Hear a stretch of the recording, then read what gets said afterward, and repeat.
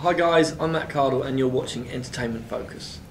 Matt, how are you today? I'm good, Pit. You? Yeah, good, thank you. Awesome. So tell us, what have you been up to this week? This week I've just been finalising stuff for the album, and finalising the tracks. I've chosen all the tracks for the album and just starting to hit the publicity train. It's been exciting so far? Oh, it's been brilliant. I mean, it's weird. It kind of reminds me of what happened last Christmas, early this year. But it's about my album now and my songs, which is great. So your debut single, "Run for Your Life," saw a short clip of it yesterday on BBC Breakfast. Tell us a bit about the track. Obviously, it was written by Gary. He sent it through right at the end of the writing process. I thought we had the album in the bag really, and I'd co-written the whole album, and then he sent it through, and I just connected with it straight away. I mean, I've been trying to write that song with that sentiment for a long time. And Gary just nailed it. He absolutely got it. Bang on. And the fact that he was prepared to give me the opportunity to sing it, I couldn't pass it up. So I just thank him so much for that.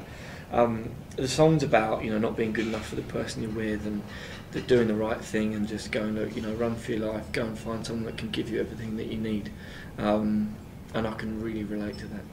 That must be an incredible compliment. Gary Barlow, arguably the biggest songwriter of our generation, giving you a track. That must be amazing. Yeah, I mean, it's like the ultimate gift. I mean, his skill for writing a song is above and beyond.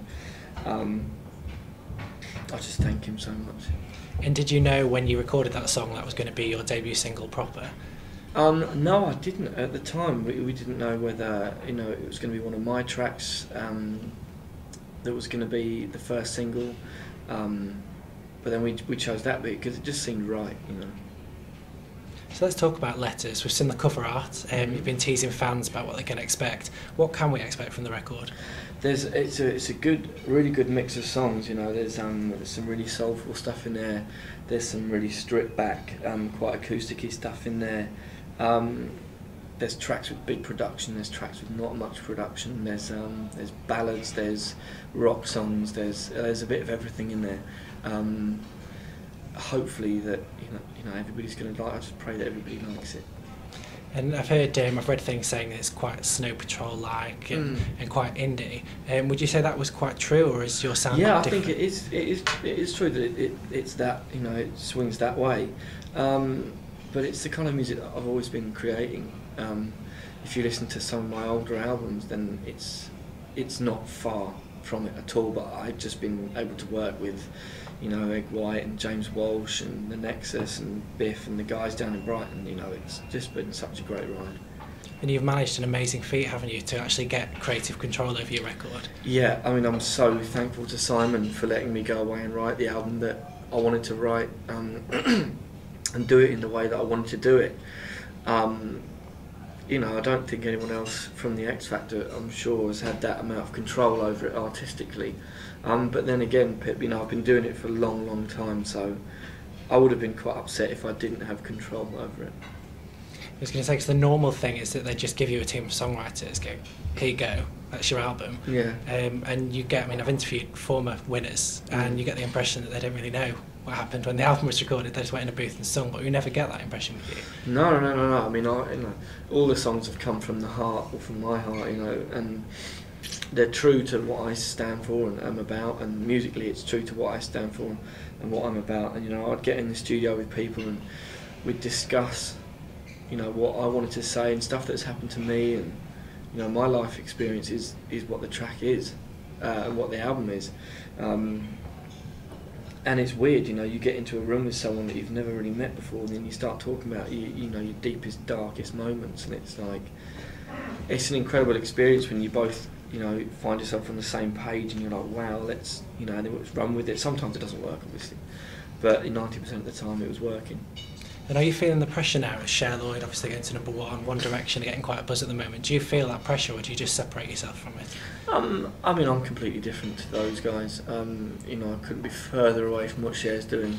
And again, I'm quite a long way from what One Direction are doing, and they're a boy band. I mean, I didn't want to bring out the album till it was written properly and right, and I was happy with it, and I'd chosen the tracks that I wanted to be on it, and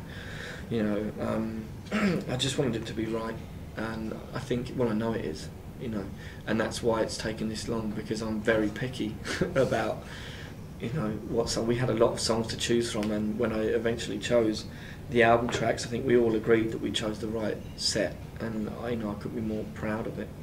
And do you think, are you going to break that curse? Because there seems to be some curse with male acts that win the X Factor. I mean, there definitely is a curse. All I can do, Pit, is write to the best of my ability and from the heart, which I've done, and then this side of it, just sing to the best of my ability and play live and play with conviction and play with heart, and I'm going to do that, and always have and always will, and just hope that people get it. So when are we going to see you on the road showcasing the album? Is there anything in the works yet? Yeah, we're going up to Scotland in a few weeks' time to do some gigs up there. We wanted to kind of stretch out as far as we could to begin with, because a lot of it's going to be around London eventually, when we're really promoting the stuff. But just, the Scottish crowds were great, and we've just got I've got some good friends of mine in the band, and a couple of guys that I've known through people. So I mean, I can't wait to just get in the studio, rehearse the songs, and then go and play them live. Is that your favourite part? Absolutely, live is what I've always been about. And is it true what they say, that every audience is different? Yeah, it's absolutely. I mean, the northern crowds are great. They're loud, they're rowdy, they get involved. London, we're a little bit more like, come on, impress me type thing. Up there, they're like, yeah. I just can't wait for it. Yeah, being a northerner, you do have to win over a northern crowd, don't you? Yeah. Otherwise they'll shout over you. Well, this is it. Yeah, if they like it and they're behind you, then it's great. If they're not, I mean, I haven't been on the other side of it yet, so we'll see. So what's your favourite song from the record? Is there anything that you've written that you just think is just head and shoulders above everything else? I think there's a track on the album called All For Nothing, which I did with Egg White. It was me and Egg, and I love the song. It's really honest in the way it's produced, in the way it's been written, in what it's about as well. It's it's about when you're in love with someone or something, and you just want it to be there, and you want it to be safe, and you want no harm to come to it. And there's a line in it that says, "With the blessing comes the worry," and it's true. You're blessed with having a family, you're blessed with meeting a girl you love, you're blessed with having a child, but and then you worry about them. You worry about their safety, you worry about their health, and all that kind of stuff. And it's just a kind of praying to some type of God that just keep them safe, and make sure they're all right, because I want them around in my life. And I can relate to a lot of people as well. One of the things I wanted to ask you about is last year's X Factor. It seemed to reach a bit of a pinnacle with last year's in terms of the media spotlight, and you seem to be somebody that's quite a private person and wants to focus on the music. How hard was it to just read utter rubbish about you for months on end? It's funny, some of the stuff that I was reading that I'd apparently, some of the stuff I read that I'd said it, and I had learnt quite quickly that you can say something to someone with a smile on your face and giggling, and it's all in jest, but then when it's written down in a tabloid in black and white, it's very different. You're like, wow, that's not how that looks. And yeah, some of the rubbish that they were coming up with is just funny. Someone sat there and it's come from someone's head in the press. They're like, what could we say happened? That would be funny, and they write that, and you're like, that never happened. But well done. That's quite a good imagination you got there. Is there any that stuck in your mind that were just absolutely ridiculous? I